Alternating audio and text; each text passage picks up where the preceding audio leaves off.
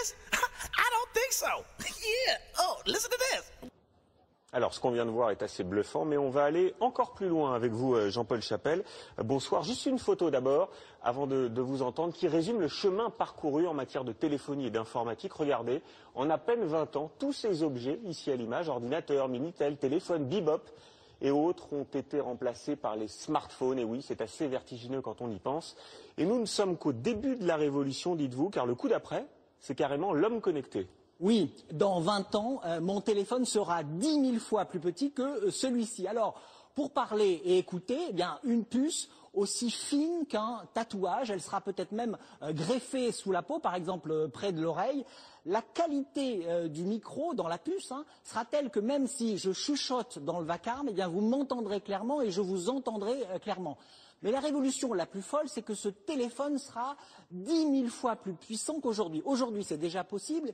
Il suffit que je prononce votre nom, Julien, et mon téléphone compose votre numéro. Demain, plus besoin de déclamer, il suffit que je pense à vous téléphoner et le téléphone vous appelle toujours par le biais de cette puce qui analyse ma pensée. Alors je vous promets, Julien, de ne pas penser à vous en plein milieu de la nuit. Je vous en remercie. Et ce téléphone est tellement intelligent que je peux lui demander plein de choses que je n'ai pas le temps de faire moi-même. C'est en quelque sorte un super assistant. Alors par exemple, il y a une fuite d'eau, je lui demande de trouver le meilleur plombier au meilleur prix. Il va chercher sur Internet, il va négocier à ma place, communiquer à ma place. Bon, un monde de rêve ou un monde terrifiant, à vous de juger. Bon, rendez-vous est pris en tout cas dans 20 ans, on verra si cette prévision se réalise. Merci Jean-Paul pour ces explications. En un mot, ce qu'il faudrait essayer de bien comprendre, c'est que chaque chose seule, ça va encore. On va parler dans un instant des compteurs EDF intelligents. J'ai envie de dire, s'il n'y avait que ça, pourquoi pas? Mais le problème, c'est qu'aujourd'hui, nous sommes absolument dépassés par les applications technologiques. Surtout que le temps de réaction est de plus en plus court. Nous avons un service d'expertise aujourd'hui, maintenant, il n'y en avait pas avant. On a créé un service où nous avons 7 ingénieurs experts de haut niveau. Eh bien, on m'en réclame un 8e et un 9e. Parce que tous les jours, sur le bureau de l'ACTIL, arrivent des applications technologiques nouvelles. Et d'où notre inquiétude, c'est bien entendu la synergie de tout ça. Je prends toujours la même image, le bassin chinois, la veille au soir, il y avait un seul nénuphar, le lendemain matin, le bassin est asphyxié par l'ensemble des nénuphars. Bon, c'est exactement ce qui se passe en ce moment. Biométrie. Moi, quand j'ai pris mes fonctions lactiles, il y avait eu 54 appareils installés dans l'année, 3500 cette année, donc multiplié par je ne sais combien. La vidéosurveillance, même chose. La géolocalisation, c'est probablement ce qui m'inquiète le plus de tout, moi, aujourd'hui. Parce que la géolocalisation, et au passage, je réponds à des questions qui ont été évoquées, c'est pas seulement, bien entendu, la puce RFID, c'est aussi l'ensemble des systèmes GSM, mais c'est aussi la vidéosurveillance. La vidéosurveillance géolocalise dans l'espace de la caméra pendant un temps déterminé. C'est la biométrie qui permet de savoir après coup où vous étiez à quel moment. C'est des utilisations quotidiennes de type carte bancaire, télépéage, passe Navigo, téléphone portable, évidemment, bien sûr. Et puis c'est le réseau, ça a été évoqué, Google Latitude, avec tout ce que cela permet de faire. Donc on se rend compte qu'aujourd'hui, la géolocalisation se développe par tous les vecteurs possibles. En ajoutant ceci, le plus inquiétant pour moi, c'est l'utilisation des systèmes, des nanotechnologies dans les systèmes d'information. Avec les nanotechnologies, tous les experts que nous voyons dans le monde entier nous disent que dans moins de 10 ans, il sera possible d'installer des systèmes qui verront, qui entendront, qui communiqueront à distance et qui seront d'une taille telle que de toute façon on ne les verra pas à l'œil nu. De ce jour-là, ça veut dire que nous devrons vivre en ayant le sentiment de ne jamais plus être totalement certain de ne pas être vu ou de ne pas être entendu. Puis que l'Union européenne se saisisse du sujet et que l'Union européenne rencontre les Américains et les Asiatiques pour dire on ne peut pas continuer avec de telles distorsions, donc il faut mettre en place une convention à valeur juridique contraignante. 10 ans, 15 ans, si tout va bien. Et d'ici là, les puces seront partout. Donc je suis terriblement pessimiste parce que je pense que le temps démocratique d'élaboration du droit est beaucoup plus lent que le temps du développement technologique. Alors moi, toutes ces histoires, ça me fait souvent penser à ce dossier Weather as a Force Multiplier Owning the Weather in 2025. Donc en fait c'est un dossier qui a été fait par une école proche de l'Air Force avec ce petit groupe de lieutenants, colonels, de majors et ainsi de suite. Et ça a été fait en 1996. Et en fait, donc ils vous disent que c'est une étude qui a été présentée au staff des chefs de l'Air Force en 96 et qui parle en fait de mettre, comment dire, de son côté les problèmes de météo et de modification du temps pour prendre l'ascendant sur l'ennemi. Donc pourquoi se laisser faire, pourquoi subir le temps, la météo? Qu'est-ce qu'on entend par modifier le climat? Le réseau global du temps. Appliquer les modifications du climat aux opérations militaires. Alors, des concepts des opérations, les précipitations, les brumes, les tempêtes, l'exploitation d'un espace rapproché pour le contrôle de l'espace, donc atmosphère, ionosphère, toutes ces parties-là très proches de la Terre. Les opportunités offertes par la modification du climat, le temps artificiel, donc météo artificielle. Voilà, c'est quand même assez spécial. Donc ce dossier a été souvent décrit comme un dossier qui soit n'existait pas, soit n'était pas pris au sérieux. Ceci dit, on voit bien ce qui se passe au-dessus de nos têtes, on voit bien ce qui vient d'être dit dans les deux petits bouts de reportage que vous venez de voir. Il y a quand même pas mal de choses qui collent. Miroir ionosphérique, voilà, surveillance au-dessus de l'horizon, toujours avec les miroirs ionosphériques artificiels, donc ça fait penser à HAARP. Excusez-moi, l'air est pas forcément respirable. Donc je vous fais un petit résumé vite fait, je prends quelques phrases par-ci par-là, de toute façon vous aurez le lien à la fin. Donc en 2025, les forces aérospatiales pourront détenir les clés du temps pour augmenter et pour capitaliser sur les nouvelles technologies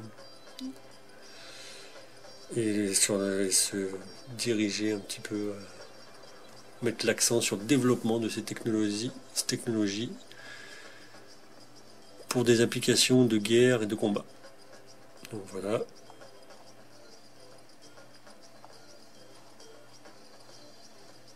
Une certaine partie du potentiel des capacités de la modification du climat et des systèmes de modification du climat peuvent apporter au combat et à la guerre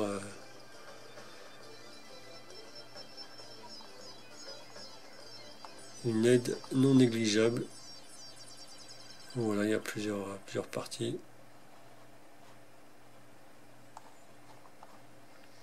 Donc là, ils vous font une petite table avec les capacités opérationnelles, la matrice des capacités opérationnelles.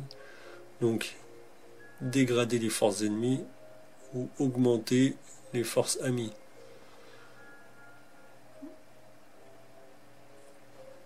Augmentation des précipitations, augmentation des tempêtes,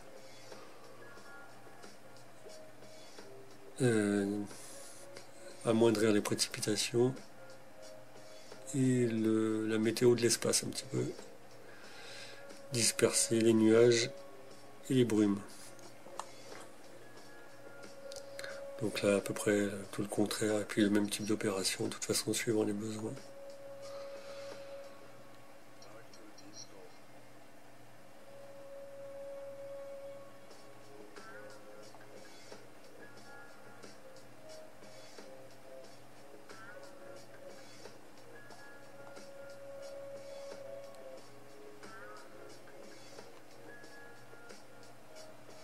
Bien sûr, les opérations de modification du temps sont complètement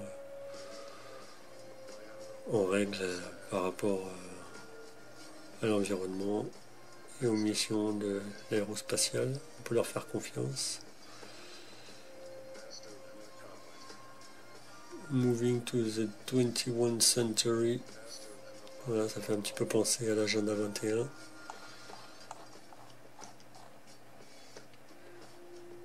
Scénario, donc en fait il décrivent un scénario. Les États-Unis en 2025 sont en plein combat. Les approches du but, mais c'est pas encore complètement fini. Ils nous parlent de cartels, de la Russie et de la Chine. Enfin bon, ils se sont fait un scénario à la Hollywood, hein, comme ils savent bien faire. Des véhicules aérospatiaux non habités seraient utilisés très souvent, habituellement pour modifier le climat, pour des opérations de modification du climat. Voilà, et tracking, donc le suivi par satellite, couverture radar, tout ça en simultané avec des rayonnements micro-ondes qui chaufferaient, qui pourraient localiser. Enfin bon.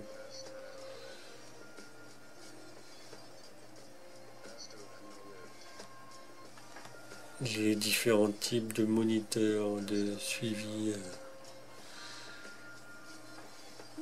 qui géreraient complètement les opérations en temps réel. Voilà, donc j'en passe, hein, on pourra aller faire un petit tour. Pourquoi supporter le temps comme il est aujourd'hui? Ça c'est déjà fait. Au tout début en 1839, comment faire de la pluie, hein, en 57. Le contrôle du climat est reconnu comme un potentiel potentiellement intéressant pour l'armée. Voilà, en 77, les conventions ENMOD, hein, j'en ai déjà souvent parlé, je les mets souvent en lien sous mes vidéos.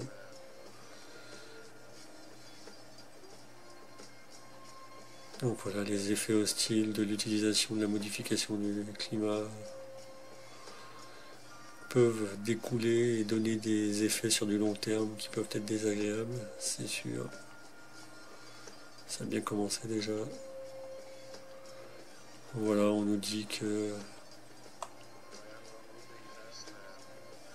pendant l'opération Tempête du désert, on était gêné par le temps, par la couverture nuageuse. Les F-117 n'ont pas pu attaquer, donc on a élargi certaines zones, créé des ronds pendant plusieurs heures, genre 48 heures, pour pouvoir laisser le champ libre aux bombardiers, déverser leurs saloperies.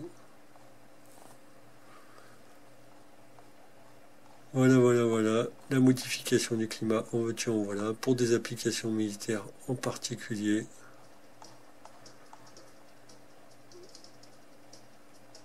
Donc il y a pas mal de références, de notes qu'on trouve à la fin du... Il y en a une bonne flopée ici déjà.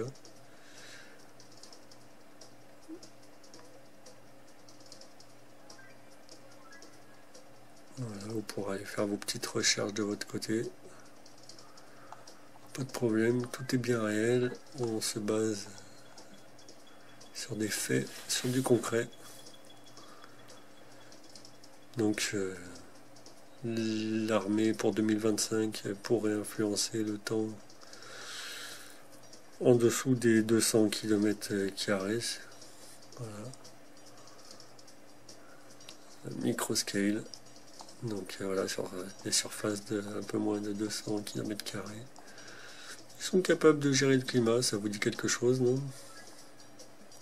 Ça c'était en 96, hein, donc depuis ils se sont rendus compte qu'ils pouvaient faire encore mieux. Donc voilà, tout ça avec des réseaux, des satellites, on les retrouve, hein, j'en ai parlé dans les dernières vidéos sur l'histoire de la modification du climat. Les réseaux qui couvrent toutes les zones, vous voyez, il n'y a pas de problème. Le Global Weather Network, donc le réseau global pour le temps, on retrouve les radars NEXRAD, dont j'avais parlé aussi. C'est vraiment une vraie bible, ce petit document de l'US Air Force. D'ailleurs, c'est 2 fois 15 PDF comme celui-ci qui s'enchaînent, qui vous dépeignent votre avenir. Très très intéressant. Donc voilà, par des petits schémas. On voit comment ça fonctionne. Les nuages ont vraiment une drôle de tête. Type d'avion. Les radars, opérations au sol, ainsi de suite.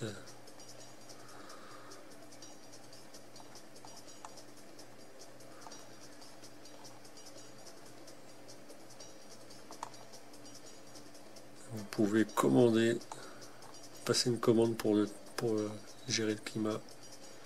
Encore des notes très intéressantes. Le concept des opérations, comment ça fonctionne, comment mettre ça en place exactement.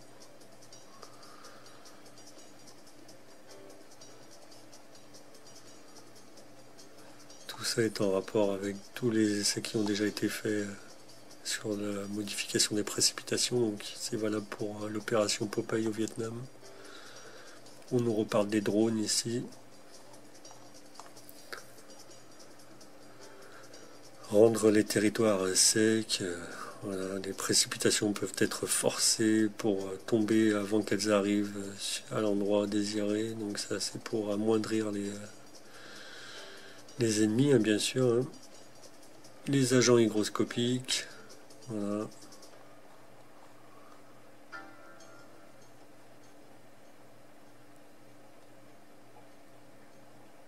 On peut créer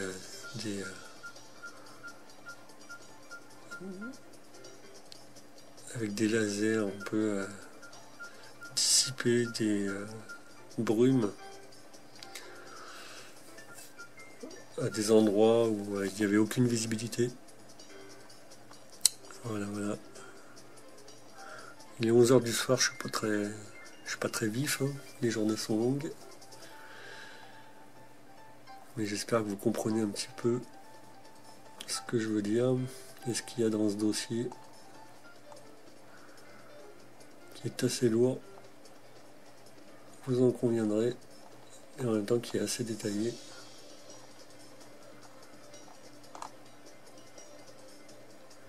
Les opportunités offertes par la modification du climat et de l'espace. Voilà les types de bandes, des radio frequency, donc fréquence radio, haute fréquence, très haute fréquence, communication en utilisant les ionosphères, voilà. Au Brésil, en 1980, des expérimentations pour modifier la ionosphère par injection chimique. Voilà, voilà, voilà. 1980, on est en quelle année, rappelez-moi?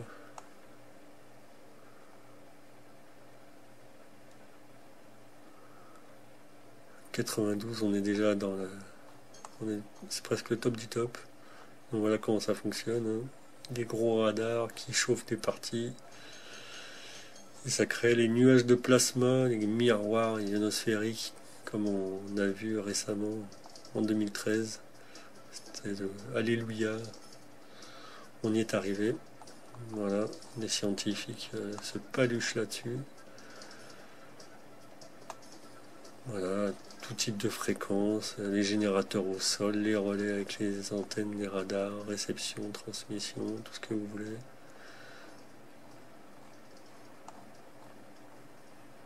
Donc après, bien sûr que ça sert à des utilisations militaires, hein. Pas de problème. On sait où est qui fait quoi, et pourquoi pas, j'imagine, bloquer des attaques, des missiles, des avions. Voilà, différentes altitudes. Donc là on parle bien de l'ionosphère, hein. C'est pour ça que les altitudes sont si importantes.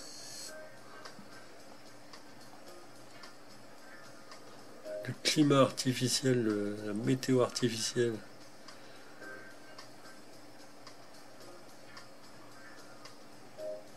Donc il est possible de créer le temps artificiellement.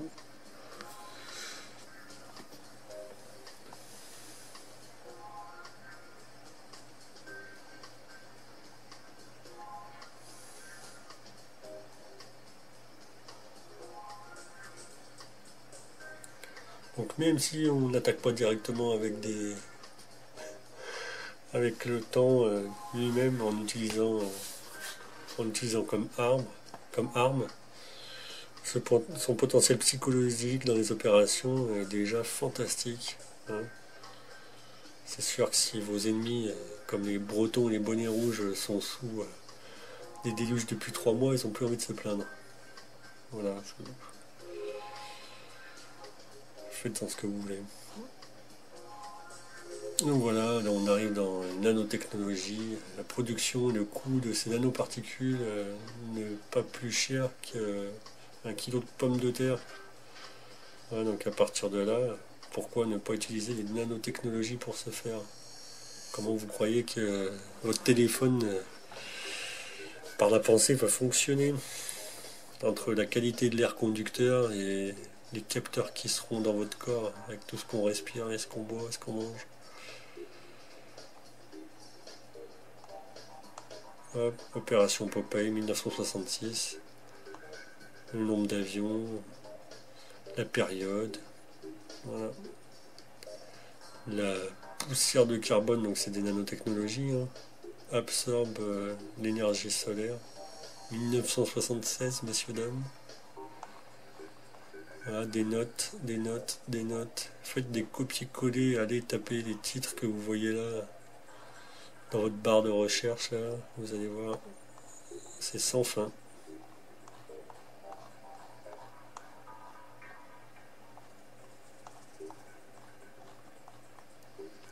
Et là, il y a des graphiques qui sont proprement hallucinants.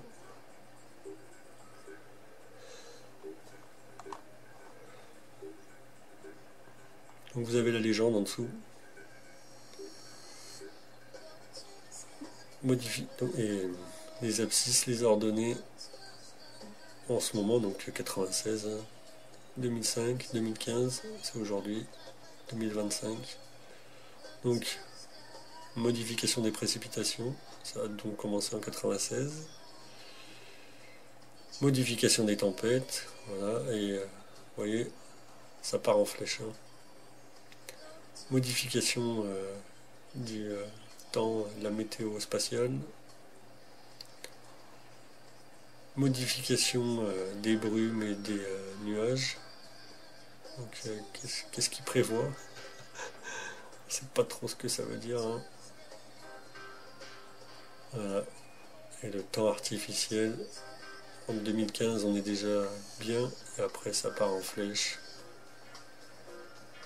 Voilà. Ils ont aucun doute, hein, les gars, vraiment, ils sont droits dans leur pompe. Et alors celui-là, c'est vraiment le top du top. Donc les drones, ADV, Aerospace Delivery Vehicles, des drones, artificiels ionosphériques miroirs, chemicals, on peut dire les chemtrails et tout ce qui va avec, j'imagine, et ces filaments, pourquoi pas. Carbon black dust, comme on retrouve ces poussières de carbone au pôle et au-dessus de l'Everest. Ils ont même fait un observatoire spécial. Augmentation des communications, des capacités de communication, la modélisation par ordinateur, son effectivité, l'énergie dirigée, pardon. Donc comme le concept des satellites pour défoncer des tornades. Smart Cloud, nanotechnologie, voilà, donc c'est le nuage, hein. Allez-y stocker dans le cloud technologie, téléphoner avec votre pensée, les capteurs sensors, ici, donc c'est toutes ces nanotechnologies dont parle Alex Turk, hein. on retrouve le temps virtuel, artificiel, et utiliser le temps comme support militaire. Donc voilà, vous reprenez les courbes, vous voyez ce que ça donne. C'est assez impressionnant. C'est assez impressionnant.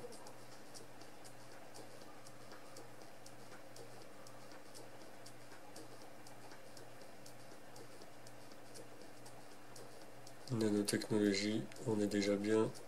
Et puis ça va pas s'arrêter comme ça. Les capteurs, ils ont commencé très fort, et ainsi de suite. Donc je sais, c'est un peu long. Peut-être que vous avez déjà zappé d'ailleurs. Mais bon. Je pense vraiment que ce dossier est à prendre au sérieux. Spacecast 2020, ça a été cité dans Nexus. Voilà. Une petite liste des acronymes. Et 2 pages de notes et des supports qui ont été utilisés pour cette étude. 3 pages, que dis-je. Voilà, il nous transforme en robot. On va pouvoir capter la TNT sans antenne, sans télé, il n'y aura qu'à fermer les yeux. Ouais.